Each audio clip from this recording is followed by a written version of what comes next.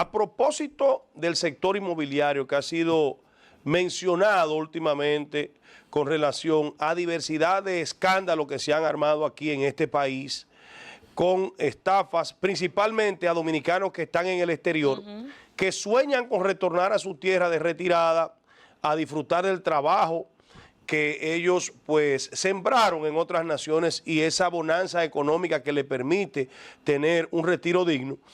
Se han dado muchas situaciones que han dado al traste con la defraudación de clientes y de personas que le vendieron sueños o que le vendieron proyectos ficticios y en múltiples oportunidades también algunos proyectos en desarrollo que la gente no se detuvo a ver ni a leer las letras, como se dice comúnmente, las letras pequeñas de los contratos o las cláusulas pequeñas que son prácticamente ilegibles que están allí y que usted no sabe ni cómo se interpretan, ni cómo se asumen, pero que son una realidad al momento de hacer un negocio para adquirir un inmueble. Javes. Mira, aquí en República Dominicana, uno de los fallos que nosotros tenemos, yo recuerdo lo tratamos aquí con una persona que vino del sector y nadie en ese momento incluso intervino, cuando yo decía que si el cliente tenía derecho a depurar al constructor que le está construyendo y pedirle su documentación. Pero hay una parte preocupante del sector inmobiliario, que es de cara al que construye cuando hace una depuración del cliente. Yo trabajé mucho tiempo incluso de cara de gestor de unos proyectos y yo veía muchas incongruencias en la solicitud para hacer la debida diligencia. Por ejemplo, la debida diligencia es el proceso que hacen las instituciones para garantizar que los fondos que vienen del que compra, el due diligence, del que compra son fidedignos. Ahora, ¿qué pasa? Y esto lo conversé incluso con una persona que en una ocasión me compró que trabajaba en la DGI. Me dijo, Javes, aquí se sabe muy poco de la ley de lavado de activos porque se ha vendido de forma reaccionaria. Se ha vendido de manera tal que en vez de interiorizarla e integrarla, la gente la ve de manera reaccionaria. Incluso le tiene un miedo tal a caer en algo así que no se han detenido a verla porque a él le pasó. A mí me piden un sinnúmero de documentos donde uno invalida al otro y no hace sentido. Por ejemplo, si yo te compro un apartamento y tú me pides a mí una cédula, y tú me pides a mí, hago mi reservación, y tú me pides una carta laboral, estado de movimiento de cuenta. Sí, porque se hace una preaprobación bancaria para ver si al final tú calificas para poder financiar ese proyecto. Pero digo el constructor cuidándose, depurando a quien le compra. Okay. Deme cédula, deme carta laboral y deme movimiento de estado de cuenta. Aquí hay constructores que te dicen, usted tiene, tráigame también carta de banco con cifra. ¿Carta de banco con Sí. Okay. Yo nunca había escuchado eso, lo escuché ahí en el sector. Ahora tráigame también una carta donde el banco sea el que diga que esa cuenta es suya. Pero estimado, si yo le traigo una carta laboral donde una empresa es la que me paga en esa cuenta, que posiblemente ni siquiera la abrí yo porque quise, sino porque la empresa me hizo una carta para yo abrirla, ¿cómo yo ahora te voy a decir a ti que le diga al banco que me dedique esta carta? Pero tú sabes. Entonces hay cositas que no se interiorizan en la ley de lavado de activos. Y te voy a poner un caso que pasa mucho. Pero a propósito de que lo que tú dices, Javier, para hacer un paréntesis ahí, ¿tú sabes por qué hay constructores responsables que hacen eso? Porque aquí se han dado casos. No, pero eso está bien. Pero ahí voy, aquí se han dado casos que hay constructores que han vendido a personas que luego han estado envueltas en casos de narcotráfico y en casos de lavado de activos. Aquí hubo un caso muy sonoro en un momento, no voy a mencionar nombres porque no es el tema de recordar eso, sino de los casos que se dan. Y ese constructor fue llamado por el Ministerio Público a declarar por esa venta de esos dos apartamentos que hizo en ese momento, que era una torre para la época muy costosa y muy lujosa por demás. Entonces, a partir de ahí, constructores serios del sector, pues hacen una serie de depuración precisamente para cuidarse en salud en ese sentido, que no debería ser un tema del constructor. Si bien le corresponde, ya ese dinero debería estar depurado antes por las autoridades monetarias correspondientes, después de cierta cantidad de dinero. ¿Cómo usted tiene ese dinero? ¿Cómo lo justifica y demás? Como pasa en otros Realmente países. No debería ser una preocupación del constructor, como dice Nadia. No tanto así. Pero el constructor tiene que depurar porque yo tengo que ver quién me compra y si tiene algún tipo de involucramiento. Otra cosa que pasa aquí.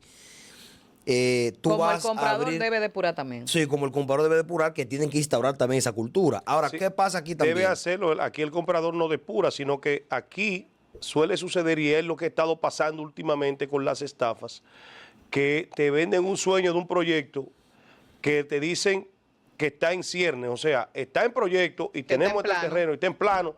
Yo sé de gente que lo han llevado a terrenos que no pertenecen a esa persona, ni tienen constructor ni nada. Un terreno puesto ahí en la zona. Claro. Mira, aquí es que se va a hacer el proyecto. Y te enseñan una proyección. Sí, y te enseñan con una maqueta digital. Mira, esto va a ser el proyecto, así esta cosa, deposita esta cuenta y deposita esta cosa. Pero todo eso inmediatamente se hace, la persona aparece bloqueada. Sí. Entonces, aquí se está dando mucho esos casos. Tanto la persona que va a comprar debe depurar a su constructor. Al constructor, como el constructor a la persona al adquiriente de ese inmueble. Y que se deje depurar, porque, sí, porque es otra. Hay gente que se ofende cuando ahora tú le pides documentación. Te voy a decir algo. ¿Tú sabes qué pasa? Aquí hay gente que construye con todos los recursos.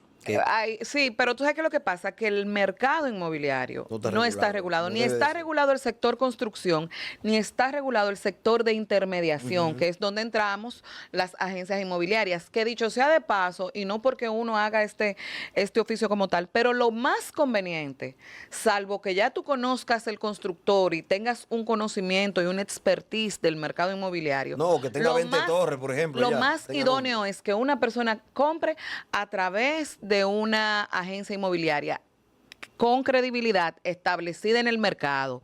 ¿Por qué? Porque regularmente las agencias inmobiliarias de cierto prestigio y serias establecidas hacen la debida diligencia de los proyectos que van a promover. Aquí hay 20,000 y una agencia inmobiliaria, pero vaya a ver el historial que tienen en el mercado, el tiempo que tienen y cuáles proyectos y con cuáles desarrolladores y promotores trabajan. Porque eso es muy importante. Yo siento que el mercado inmobiliario de República Dominicana está manga por hombro. No está regulado. No. Está manga por hombro. En Estados Unidos, por ejemplo, tú no puedes hacer una gestión inmobiliaria si usted no tiene una licencia. Y ojo, esa licencia no le vale para todos los estados. Usted tiene una licencia, o sea, eso está regulado. Y aquí se debe regular, el sector construcción. ¿Por qué? Porque yo pienso que en el proceso que se hace para el uso de suelo, el tema de medio ambiente, el tema de la densidad y todos los permisos que le dan a los constructores cuando van a someter a los ayuntamientos para fines de construcción, ahí mimito debe haber una ley que le exija a ellos, que le diga o que le demuestre a las instituciones públicas dónde están los fondos y el seguro de esa obra que usted va a hacer para que en caso de que exista cualquier eventualidad, usted tenga un seguro que respalde a los compradores y que esa obra al final se finalice y que cuando el comprador vaya o el agente inmobiliario que vaya a hacer la captación esté en ese proceso y diga dónde está el seguro, la póliza de seguro de esa obra en caso de que exista algún riesgo. Eso se debe exigir. Pero nadie está hablando del sector inmobiliario de Suiza. No, debería ser así. Es que se debe regular.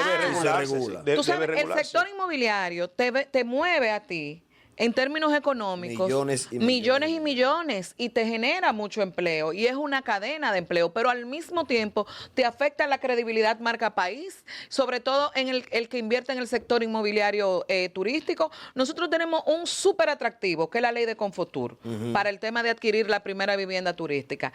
Pero al mismo tiempo, entonces, cuando un extranjero compra y es estafado, y va y no promueve por ahí de que en República Dominicana lo estafaron, un grupo de ladrones. Entonces eso también afecta al sector. Entonces, por eso es necesario sobremanera, y sobre todo con este creciente número de turistas que tenemos, que aquí se regule el sector en todos los aspectos, el constructor, el intermediario y demás. Y educar al comprador de que también debe investigar a fondo antes de hacer una inversión. No solo eso.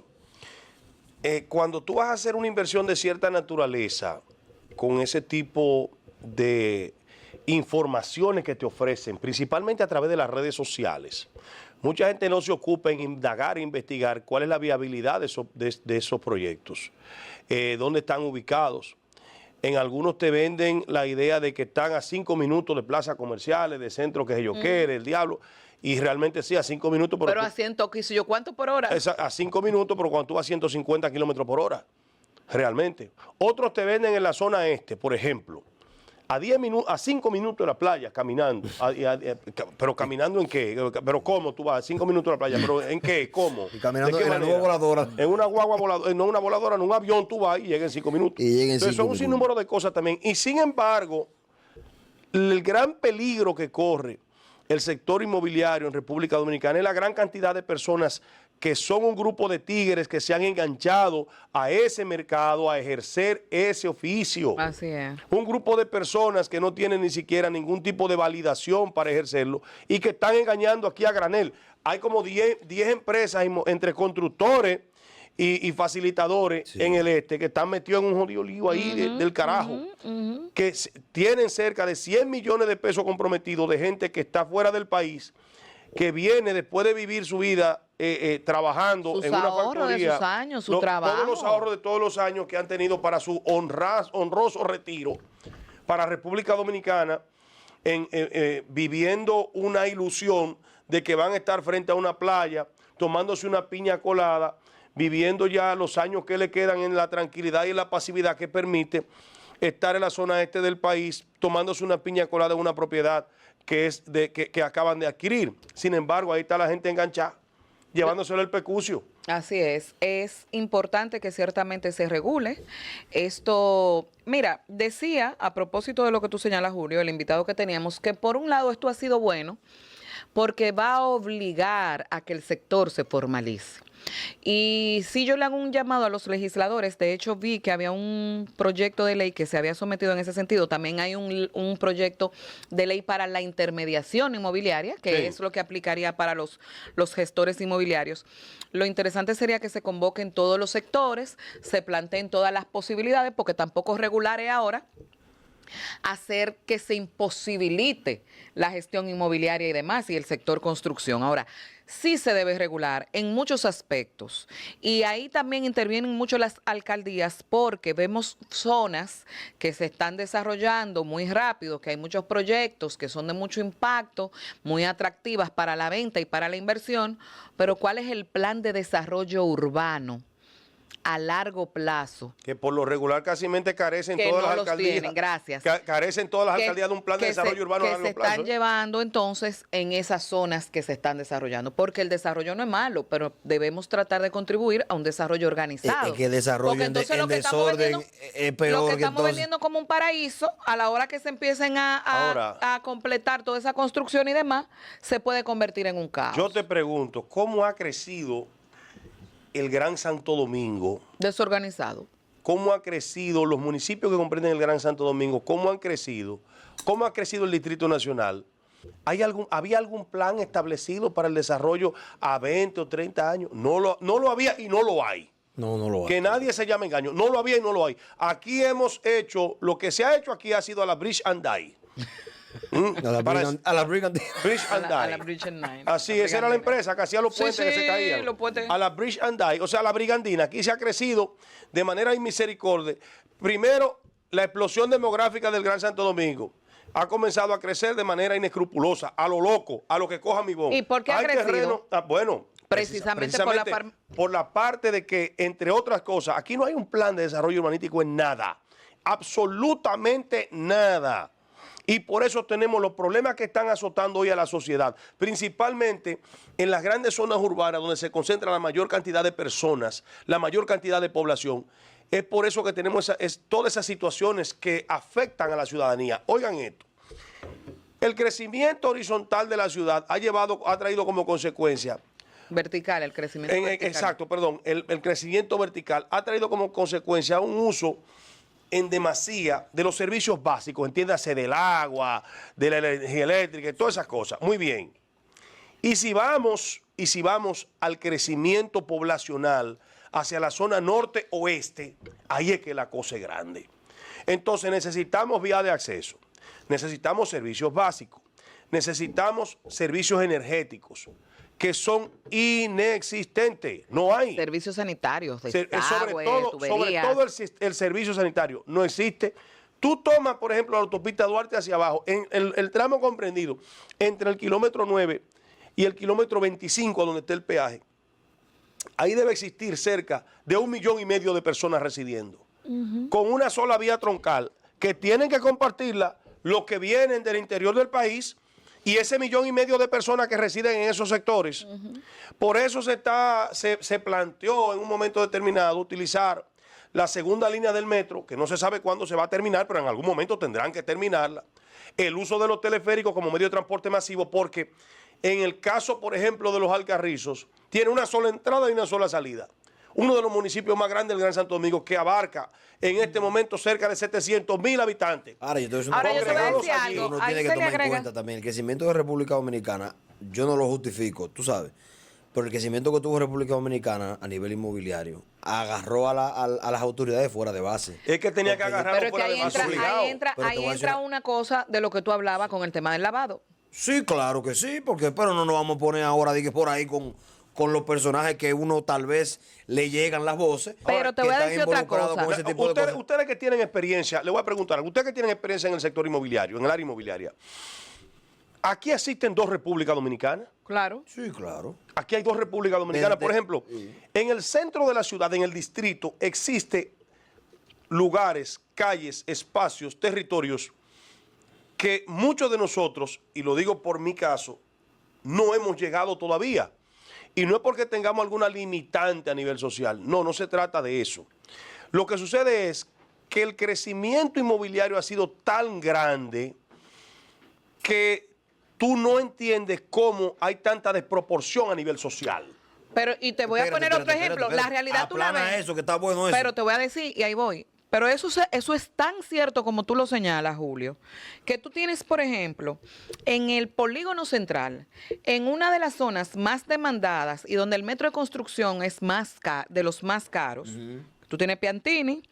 Al lado de Piantini tú tienes Paraíso, un poquito más baratico, pero fácilmente en un apartamento de $300,000 tú te paras por la ventana y tu vista son los platanitos. Sí, precisamente lo que estoy diciendo. Entonces tú tienes en Naco estas torres, ¿verdad? Muy bonitas, muy todo, que ya tú no tienes incluso porque la vista tuya es la ventana del vecino del otro lado, porque no, o sea, por el tema del desorden de cómo hemos crecido, pero tú tienes ahí la yuquita.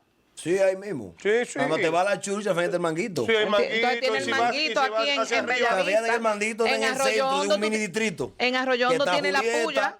¿Entiendes? Mirador Sur. Ahora, ¿tú sabes qué sí debe preocupar el sector inmobiliario? Y voy a sonar alarmista. Que aquí explote una burbuja inmobiliaria. Sí. Eso debe... Tú sabes que aquí se presentó eso en el 2008, ¿eh? No, claro. Por poco se da una situación, la suerte. No, y la crisis de los bancos, el tema de las tasas de interés. Aquí hubo una situación en un momento determinado que por poco nos salpica a todos y nos lleva el pecucio. Yo te voy a explicar por qué pasa eso. Yo tuve la oportunidad de yo te voy a explicar qué es el pecucio. El diablo en latín. Entonces, yo tuve la oportunidad de conversar con un constructor. Y él me decía, Javi, mira, yo no comparto tu punto. Oye, pero está interesante.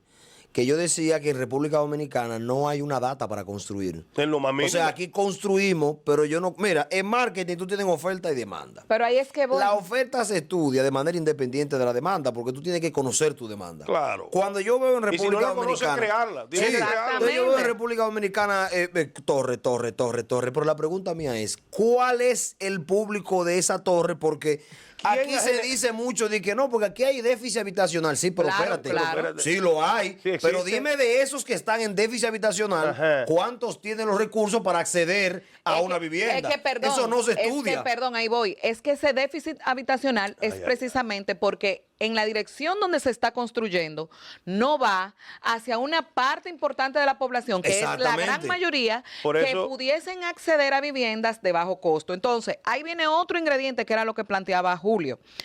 ¿Por qué ha crecido el Gran Santo Domingo? Sin irnos a la parte de organización y planificación, que es un gran problema, está el tema y ahí viene un tema de carácter social, la falta de inversión de las autoridades en las localidades de manera puntual. ¿Y qué hace el muchacho que viene de Mao o que viene de Cotuí a estudiar aquí? Pues se queda en la capital, en la gran ciudad, que es donde tiene capacidad de empleo, porque las grandes empresas no se mueven a esas localidades porque no tienen mercado para proveer ningún tipo de servicios allá porque no se crean las condiciones para ello. Entonces hay una migración desde las provincias de una gran parte de los citadinos en busca de oportunidades, entonces en las grandes urbes. Entonces la pregunta es, ¿a quién que le construyen? Señores, comprar un apartamento aquí, una cuota de un apartamento, Julio, Es un sueldo de un gerente. No solo un sueldo de un gerente, no. Calcula, un buen sueldo. Un buen sueldo, eso en el sector privado. Pero una cuota de un apartamento aquí corresponde al salario de un ministro de primera línea. A nivel público. Pero, como tú bien planteabas, ya finalmente, aquí hay una desproporción social en cuanto a la construcción de ese tipo de estructuras, que no sé cómo se ha creado esa demanda para esas viviendas, ese sector inmobiliario de lujo. Cuando tú me expliques lo del pecucio, yo te voy a explicar la demanda entonces, fuera de cámara. Ese tipo de demanda, cómo se ha ido creciendo, de dónde vienen esos recursos tan cuantiosos para establecer esta clase de inmuebles que pudieran ser aprovechados en un momento determinado, que muchas veces se dice que mucha gente aquí son un grupo de tigres pobres con cuarto.